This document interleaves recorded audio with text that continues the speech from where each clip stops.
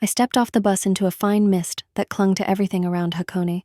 The air felt cooler here in the mountains, a welcome break from Tokyo's summer heat. Shouldering my backpack, I pulled out the wrinkled printout with directions to Kurakami Psychiatric Institute. The online job posting had seemed straightforward. $5,000 for 2 weeks of archival work. As a newly unemployed history graduate with mounting student loans, I wasn't about to question such good fortune. The narrow road wound upward, lined by dense trees that blocked most of the morning light. After 15 minutes of walking, I rounded a bend and saw the institute for the first time. It looked like it was trying to hide, tucked against the mountainside with dark stone walls partly covered by ivy. Some windows were boarded up, others so dirty they barely reflected the cloudy sky. A figure stood near the entrance, and as I got closer, I felt my stomach drop. "Eri? What are you doing here?" I froze mid-step. That voice, I'd know it anywhere, even after 6 months of careful avoidance. Ren. His name came out flatter than I intended. "I'm here for the archiving job." He looked just like he had on graduation day when I'd last seen him from across the auditorium. Same messy hair that never seemed to stay in place. Same surprised expression that made his eyes widen slightly. "Me too," he said, shifting the weight of his own backpack. "What are the odds?" The odds were terrible. Of all the summer jobs in Japan, we'd picked the same one. I looked past him toward the building, my good mood evaporating. 2 weeks of working with my ex-boyfriend in a creepy abandoned psychiatric hospital. Perfect. "You're both here. Good." A voice from the doorway made us turn. A Western man in his mid-40s stood watching us, looking like he'd rather be anywhere else. "I'm Thomas. You're the archivist?" We both nodded. "Follow me."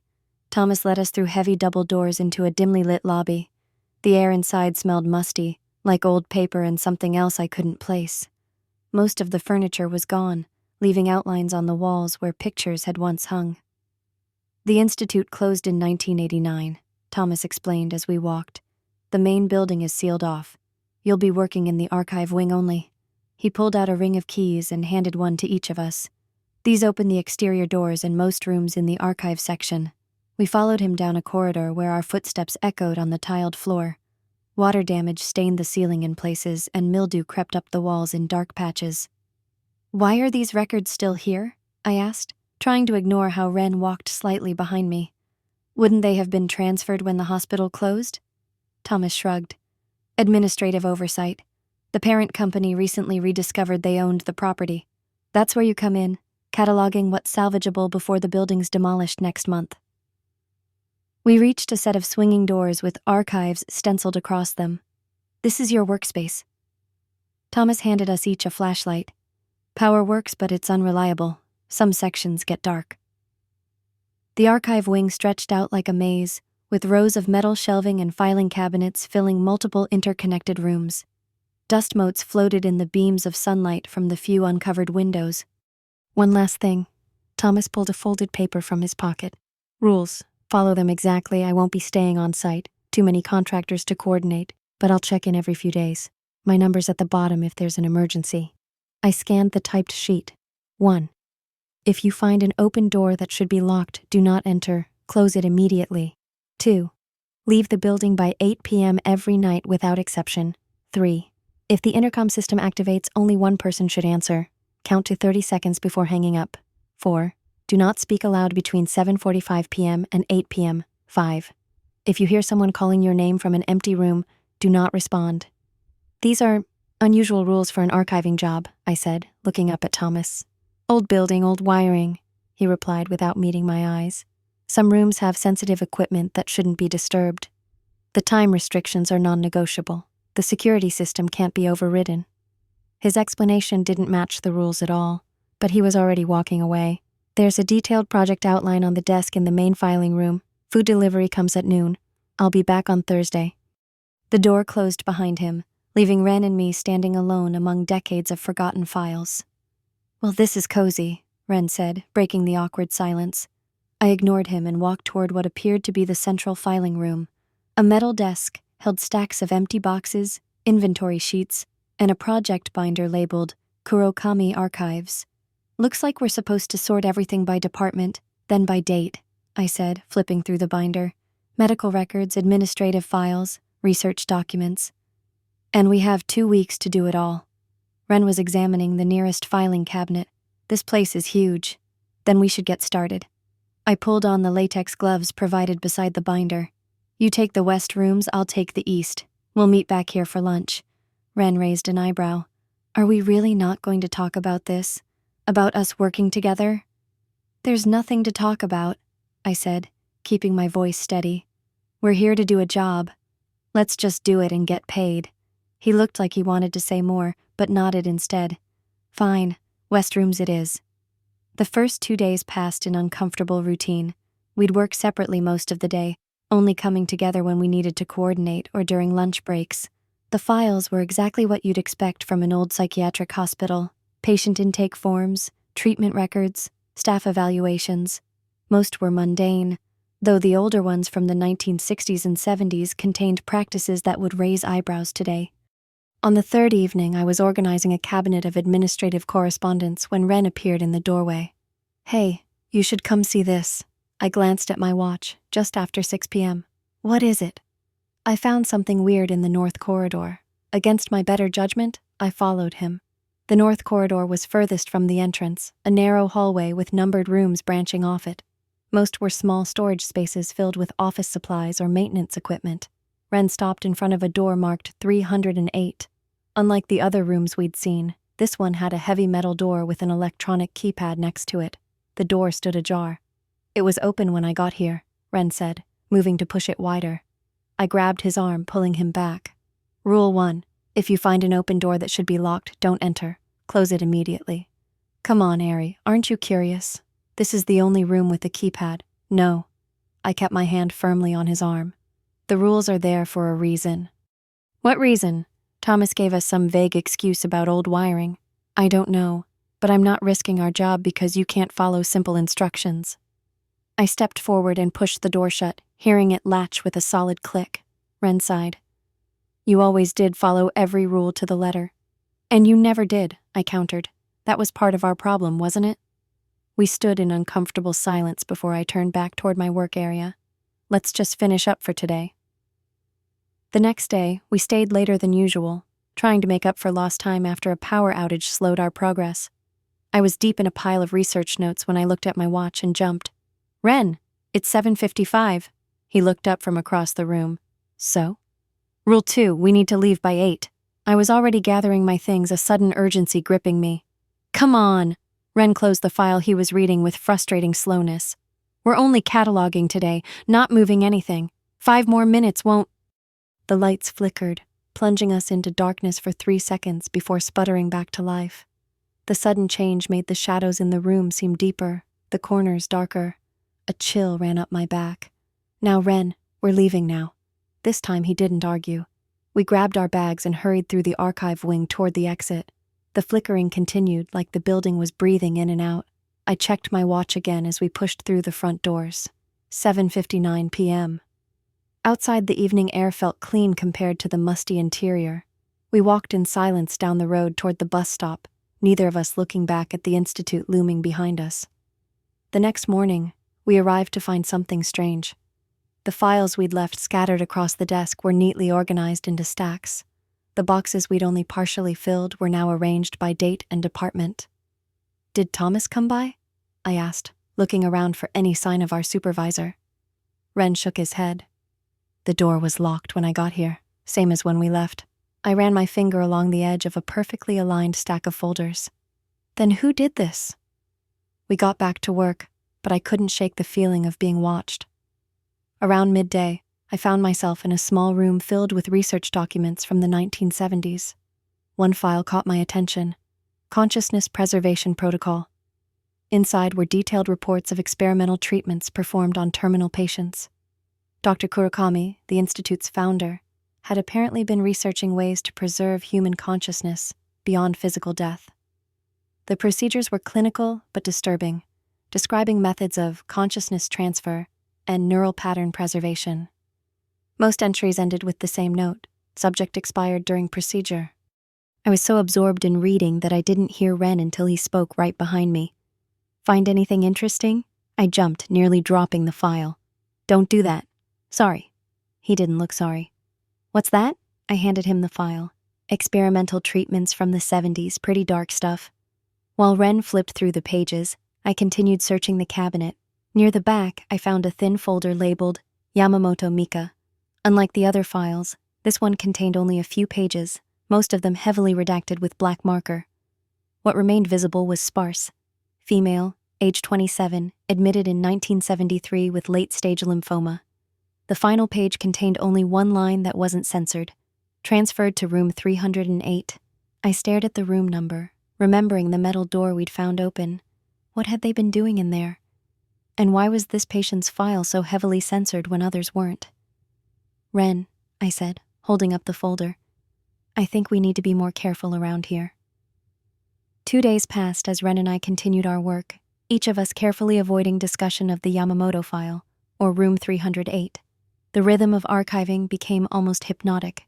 Sort, label, box, repeat, though I couldn't shake the growing unease that clung to me like the dust from the old files. I'd catch myself glancing up whenever footsteps sounded in a supposedly empty corridor, or when shadows shifted at the edge of my vision. I was organizing a cabinet of pharmaceutical records when the wall intercom crackled to life with a burst of static that made me jump. The system hadn't made a sound since we'd arrived, and I'd assumed it was as dead as everything else in this place. Ren looked up from his desk across the room. I'll get it, he said, moving toward the old black wall phone near the entrance to our workspace. I remembered Rule 3. If the intercom system activates, only one person should answer. Count to 30 seconds before hanging up. Ren picked up the receiver and held it to his ear. I watched as his expression changed. First confusion, then his eyes widened slightly, and finally, most disturbing of all, his face drained of all color until he looked almost gray in the dim archive lighting. He stood completely still, not speaking, just listening as he stared at a fixed point on the wall. I counted in my head. 1 Mississippi, 2 Mississippi. By 15, I wanted to call out to him, ask what he was hearing. By 25, my hands were clenched so tightly that my nails dug into my palms. At exactly 30 seconds, Ren hung up. He turned back toward me, his movements mechanical. What did you hear? I asked, trying to keep my voice steady. He just shook his head, blinking several times as color slowly returned to his face. Nothing. Static. I knew he was lying. You looked scared. I'm fine, he said, returning to his desk. Let's just get back to work. He didn't speak again for the rest of the afternoon, and I didn't push. Whatever he'd heard had shaken him badly, and part of me wasn't sure I wanted to know what it was. That evening, Ren left earlier than usual, claiming a headache. I stayed behind to finish cataloging a section of medical supply invoices from the 1960s. The records room was quiet except for the occasional creak of the building settling and the shuffling of paper as I moved folders between boxes. I was reaching for a new stack of files when the air around me changed. It felt suddenly colder, heavier somehow, as if the oxygen had thickened. The fluorescent light above my head flickered once, twice, then stabilized. I turned back to the filing cabinet and froze. Standing between two metal shelving units was a woman in a white nurse's gown. Her uniform was old-fashioned, like something from the early 1970s, complete with a starched cap, but where her face should have been was just blank skin. No eyes, no mouth, no features at all. My heart hammered against my ribs as I stared, unable to move or look away. The figure didn't approach, didn't gesture, just stood there as if waiting for something. I squeezed my eyes shut and began counting backward from 50, trying to slow my racing pulse. This couldn't be real. It was just exhaustion and poor lighting playing tricks on me. 49, 48, 47. When I reached 0, I forced my eyes open again. The space between the shelves was empty. The woman, or whatever it had been, was gone. I let out a shaky breath and turned back to the cabinet, wanting nothing more than to pack up and leave. That's when I noticed the folder lying open on top of the files I'd been sorting. I was certain it hadn't been there before. The label read, Naruz, Aiko, Head Nurse, 1,969 to 1,973 inches. With trembling fingers, I pulled the folder closer. The first page contained basic employment information and a small black and white ID photo of a serious-looking Japanese woman in her 30s. The cause of employment termination was listed simply as deceased. I flipped through several routine performance reviews until I reached what appeared to be an incomplete report, the edges torn as if it had been ripped from a larger document. Growing concerns regarding Dr. Kurakami's research. Patient consent forms appear falsified in multiple cases. Experimental protocols deviate significantly from approved procedures. Most troubling are the consciousness vessel trials, which I believe violate both medical ethics and possibly criminal law. I have documented at least 7 cases where patients died during these procedures, yet their deaths were attributed to their original conditions. I intend to present my findings to the hospital board next week, though Dr. K has become increasingly hostile toward any questioning of his methods. If something should happen to me, note that all original documentation is stored in. The report ended there, the rest of the page missing. I flipped through the remaining documents, but there was nothing else about her concerns or what had happened to her. The final page was a death certificate listing the cause as suicide by overdose, dated just 3 days after her last journal entry. I carefully returned the file to the exact position where I'd found it, unable to shake the feeling that Aiko Naruse had wanted me to see it. I packed up my things and left, making sure to be out of the building well before 8 p.m. For the next 2 days, Ren grew increasingly distant. He'd arrive at work looking exhausted, with dark circles under his eyes as if he hadn't slept. Multiple times I caught him staring blankly at walls or muttering to himself. When I'd ask what he said, he'd snap back to awareness, confused by my question. On the 8th day, we stayed later than usual trying to complete a particularly complex section of research files. I kept glancing at my watch, acutely aware of our 8 p.m. deadline. At 7:45 p.m. I began packing up. "We should go," I said, remembering Rule 4. Do not speak aloud between 7:45 p.m. and 8 p.m. Ren didn't respond. He sat perfectly still, staring at the wall behind me. The clock ticked to 7:46. "I think I hear someone crying," he said suddenly, his voice strangely flat, devoid of its usual inflections. A chill went through me. I wanted to remind him of the rule, to tell him to stop talking, but that would mean breaking the rule myself. Instead, I shook my head vigorously and pointed to my watch. He didn't seem to notice.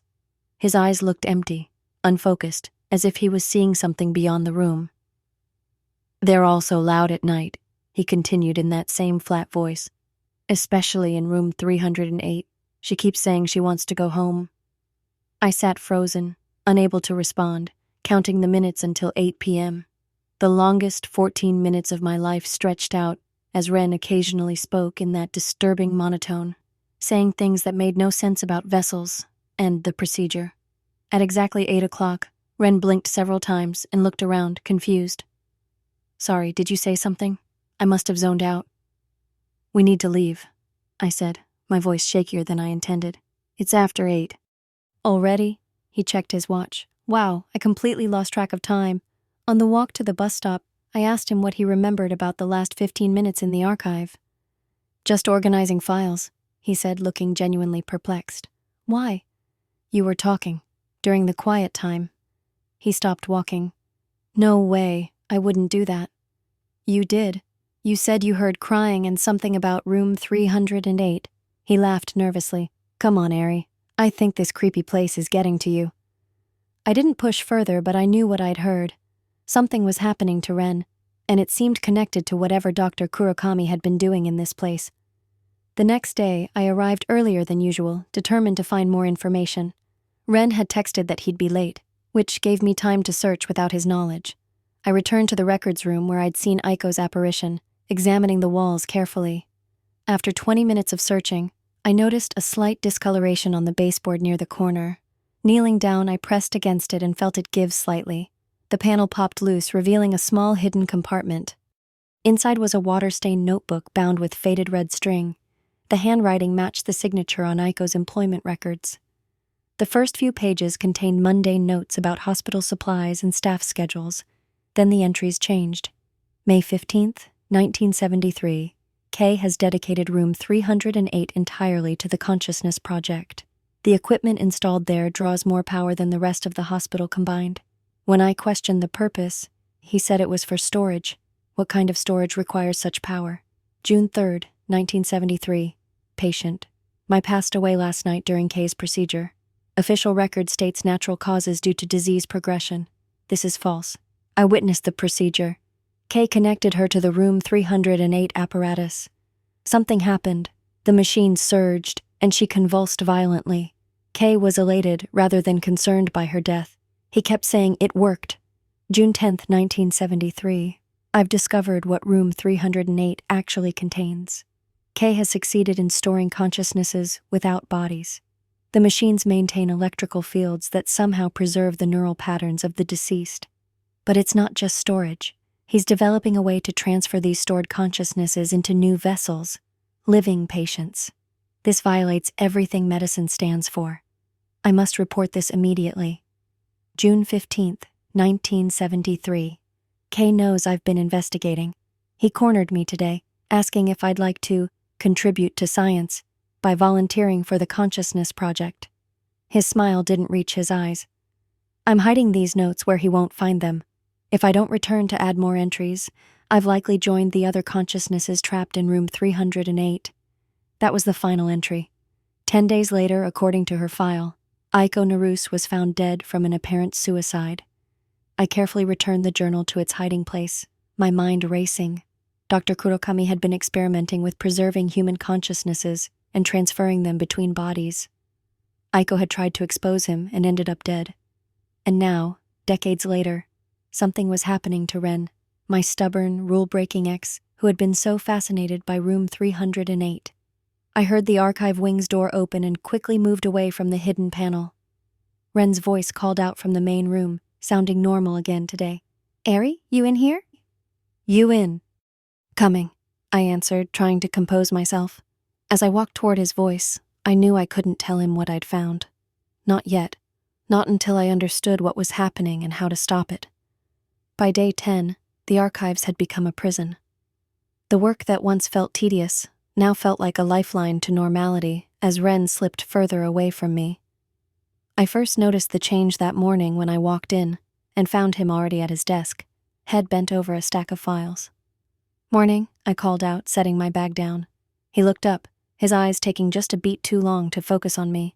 When they did, there was a flicker of confusion, like he was trying to place me in his memory. "Good morning, Mika," he said. I stopped unpacking my notebook. "What did you call me?" "Eri," he corrected quickly. "Sorry, I was just reading a file about a patient named Mika. Got mixed up?" But there was something in his smile that didn't belong to Ren. It was too controlled, too careful. Ren's smiles had always been crooked, a little goofy. This one looked practiced. Throughout the morning, he forgot entire conversations we'd had minutes earlier. He'd ask me a question, I'd answer, and 20 minutes later he'd ask the exact same thing as if we'd never discussed it. Each time I pointed it out, he brushed it off with excuses about being tired or distracted. By afternoon, I couldn't ignore what was happening. I watched him from across the room, the way he moved, too stiff, too deliberate. Occasionally, when he thought I wasn't looking, his head would tilt, as if listening to something only he could hear. And his eyes. Sometimes, when he turned suddenly, I caught a glimpse of someone else looking out through them. Not Ren at all, but someone older, calculating. I needed answers, and I knew I wouldn't find them in the main archive rooms we'd been working in. After lunch, I told Ren I was going to check the basement storage Thomas had mentioned for additional records. He barely acknowledged me, just nodded without looking up from the file he was reading. The basement stairs were concrete, worn in the middle from decades of use. The air grew cooler and damper with each step down. Unlike the main floor with its unreliable lighting, the basement was dark except for a single bulb that cast long shadows across the room. Row after row of metal shelving stretched back into the darkness, loaded with boxes and file cabinets. I moved through the space, using my flashlight to read labels. Most contained administrative records, budget reports, renovation plans, facility maintenance logs. Nothing that explained what was happening to Ren. In the farthest corner, I found a cabinet labeled Personnel Confidential. The drawer stuck at first, requiring a hard tug before it scraped open. Inside were staff files dating back to the Institute's founding in 1952. I flipped through them until I reached a thick folder marked Kurokami, Satoru Director. Unlike the other staff files, this one contained far more than employment records. Page after page, detailed research proposals, journal entries, and correspondence with various medical authorities. Most centered around his theory of consciousness preservation, that the human mind could exist independently of the body under the right conditions. One document stood out, a private letter to a colleague dated 1968. My research has progressed beyond what I can openly publish. The consciousness itself can be extracted and maintained in a stable electrical field, provided the original neural tissue is preserved as an anchor. I have succeeded in short-term transfers between subjects, though admittedly these early experiments have led to unfortunate outcomes for the host bodies. The ethical constraints of conventional medicine are too limiting for work of this magnitude. What I seek is not merely to extend life, but to transcend its physical limitations entirely. Immortality, my dear friend, is within our grasp. I set the letter down, my fingers gone cold. Kurokami hadn't just been researching consciousness preservation, he'd been actively transferring consciousnesses between bodies. The unfortunate outcomes likely meant the death of the unwilling hosts. Deeper in the file, I found mentions of a special research wing constructed in 1970, designed specifically for what Kurokami called his immortality protocol. Room 308 was listed as the primary storage facility for preserved neural tissue. The anchors, he mentioned. The pieces fell into place with sickening clarity. Ren wasn't just acting strange, he was being gradually replaced by another consciousness, likely Kurokami himself, who had somehow preserved his mind within the hospital. The building wasn't haunted, it was alive, with trapped consciousnesses seeking new bodies. I dug further, finding a thin file labeled Naruse, Aiko Personnel Investigation. Inside was a memo from Dr. Kurokami to the hospital board, dated 3 days before her death. Nurse Naruse has been accessing confidential patient files without authorization and making spurious claims about our research protocols. Her mental state has become increasingly unstable, leading to paranoid accusations against senior staff. I recommend immediate dismissal and psychiatric evaluation. The following page contained a police report summary. Subject found deceased in her apartment from apparent barbiturate overdose. No signs of foul play. Case closed as suicide. But the most telling document was a handwritten note from Dr. Kurokami. Nurse Naruse's personal effects have been cleared from her locker.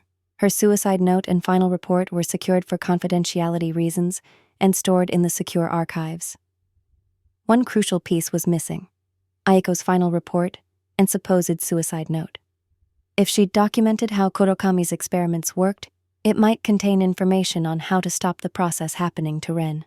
I needed to find that report, and I was certain it would be in room 308. I packed up the files and returned to the main floor, my mind racing. When I got back to our workspace, Ren was gone. A note on his desk read, "Felt ill, went home, will return tomorrow." The handwriting was precise and formal, nothing like Ren's usual hasty scrawl. The next day, day 11, Ren didn't show up at all. He didn't answer my texts or calls. I worked alone, watching the clock and planning. That night, I would return to the institute and find a way into room 308. At 6 p.m., I packed up and left as usual, taking the bus back to my hotel. But instead of staying in, I changed into dark clothes, packed a backpack with tools that might help, screwdriver, pliers, heavy flashlight, and caught the last bus back to the institute at 10 p.m. The building looked different at night, its dirty windows black against the stone walls. I used my key to enter through the archive wing, moving quietly through the dark corridors, with only my flashlight to guide me. The building creaked and settled around me, and occasionally I heard noises that couldn't be explained by old pipes or wind. Soft whispers, the shuffle of feet, doors opening and closing in distant hallways. I made my way to the north corridor where room 308 waited, its heavy metal door firmly closed. The electronic keypad glowed green in the darkness. I tried the handle first, knowing it would be locked but hoping for a miracle. It didn't budge. The keypad required a 6-digit code. I tried the institute's founding date, 091952. Nothing. Kurokami's birth year from his personnel file, 011925. Still locked. Then I remembered Mika Yamamoto's patient file, the woman Ren had mistaken me for. Her admission date, 051973. The lock clicked. The light turned red, then green. I pushed the door open, tense and ready to run if needed. But the room beyond was empty of people, though far from empty of equipment. Outdated machines lined the walls, their lights blinking steadily despite the institute being closed for decades. The room buzzed with electricity, and the air felt charged, almost heavy against my skin.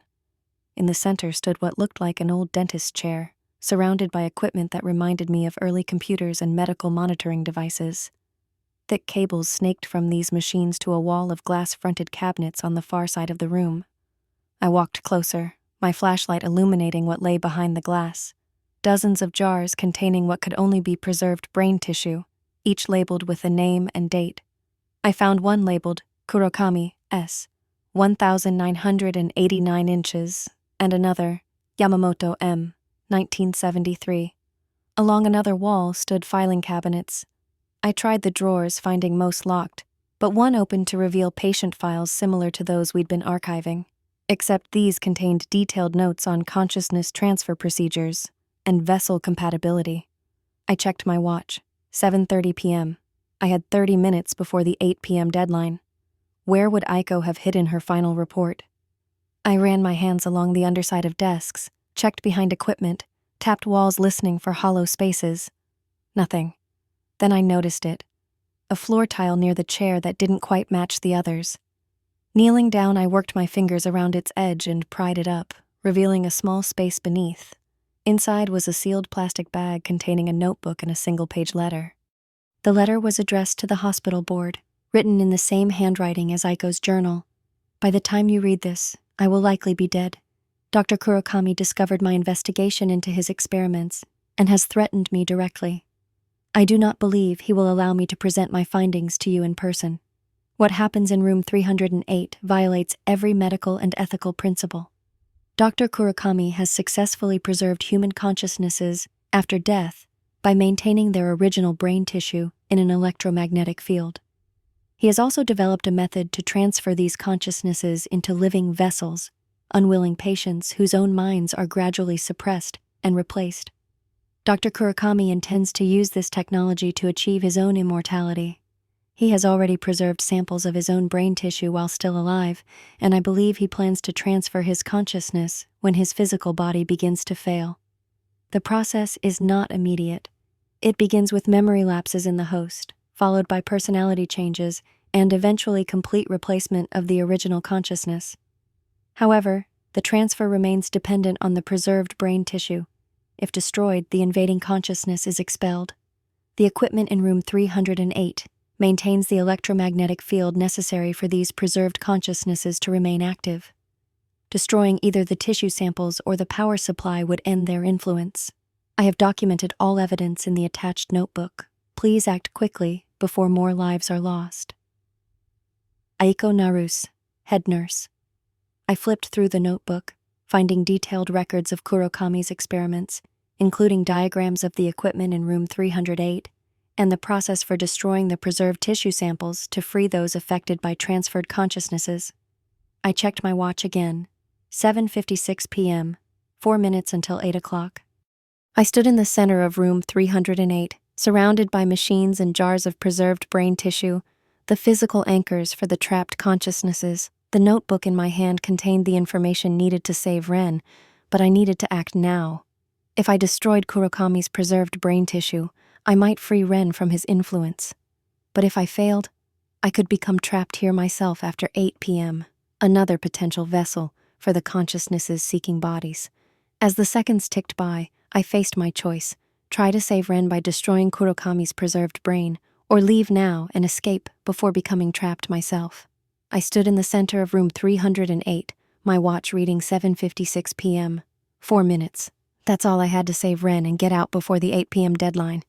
My hands shook as I clutched Aiko's notebook, the pages detailing how Dr. Kurokami's twisted experiments worked. According to her notes, each preserved consciousness remained tethered to its original brain tissue, kept active by the electrical field generated by the humming machines surrounding me. The jars lined the wall cabinets like trophies, each containing fragments of someone who once lived. The thought made my stomach turn. I moved toward the main console, a massive structure of outdated technology with blinking lights and dials that had somehow kept running for decades. This was the heart of it all, the system maintaining the electrical field that allowed these trapped consciousnesses to reach out and take over new hosts. The solution seemed clear. Destroy Kurokami's preserved brain tissue, and his influence over Ren would end. I scanned the jars looking for Kurokami's name. There were dozens, each labeled with a patient name and date. Some dates went back to the early 1970s. The air around me suddenly dropped several degrees. My breath clouded in front of my face, despite it being summer. I turned and nearly cried out. She was back, the faceless nurse. Aiko Naru stood less than 10 feet away, her blank face turned toward me. Unlike before, she wasn't just standing still. Her arm was extended, pointing to my right. I followed the direction of her finger to a glass cabinet near the corner. Inside sat a jar larger than the others. Unlike the cloudy preservation fluid in the patient samples, this one contained a pinkish-gray tissue floating in clear liquid. The label read simply, Kurokami. "Thank you," I whispered to Aiko's figure. The clock on the wall showed 7:57. 3 minutes left. I moved to the cabinet and pulled at the glass door. It was locked. Without hesitation, I grabbed a metal stool from beside the console and swung it at the glass. The cabinet shattered with a crash that seemed impossibly loud in the quiet room. I reached through the broken glass, ignoring the sharp edges that cut into my arm, and grabbed Kurokami's jar. It was heavier than I expected and cold to the touch. For a moment, I stood there looking at the floating brain tissue, all that remained of the man who had murdered patients for his immortality experiment. The clock ticked to 7:58. With a deep breath, I hurled the jar against the concrete floor. It exploded on impact, glass and preservation fluid spraying across the tiles. The brain tissue landed with a sickening splat, pink gray matter breaking apart on the hard surface. The reaction was immediate. The lights throughout the room began to pulse, brightening and dimming in rapid succession. The machines along the wall made high-pitched whining sounds, their dials swinging wildly. I turned to the main console. According to Aiko's notes, destroying the physical tissue wasn't enough. I needed to disable the system maintaining the electrical field. I grabbed the stool again and smashed it into the control panel. Sparks flew as components broke loose. I hit it again and again, metal cracking against metal, until smoke began rising from inside the machine. The building's response was physical, almost alive. The lights throughout the room, the corridor outside, even the distant parts of the institute that I could see through the door, all pulsed in the same erratic pattern. It felt like multiple entities sensing their anchors being destroyed, their preservation threatened. I moved to the other cabinets, ready to destroy every preserved sample, when I heard running footsteps in the corridor. The clock read 7:59. The door flew open with a bang. Ren stood in the doorway, but it wasn't really Ren.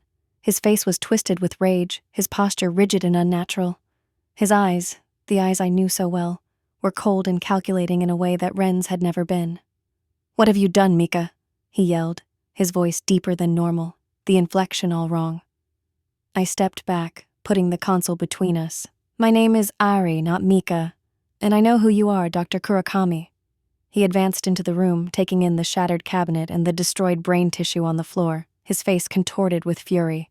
"Do you have any idea what you've destroyed? Decades of research, the key to immortality."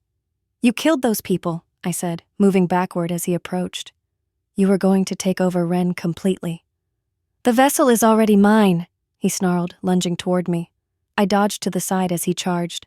Behind me, the damaged console made a loud popping sound. Sparks flew from its panels, landing on the papers and files scattered across the desk beside it. Within seconds, small flames began licking at the dry, decades-old documents. Kurokami, grabbed my arm with a strength Ren had never possessed. His fingers dug into my flesh hard enough to bruise. "I will simply find another vessel," he hissed, his face inches from mine. "Perhaps you will do nicely, Eri Nakamura." The clock on the wall hit 8 p.m. exactly as the console erupted in flames. Ren's body suddenly went rigid. His grip on my arm loosened as he stumbled backward. His face shifted between expressions, rage, confusion, pain, as if two people were fighting for control of the same face.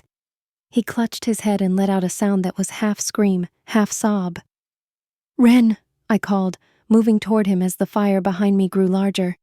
He fell to his knees, his body shaking violently. I could see the battle happening inside him, Kurokami's consciousness fighting to maintain control as its physical anchor was destroyed.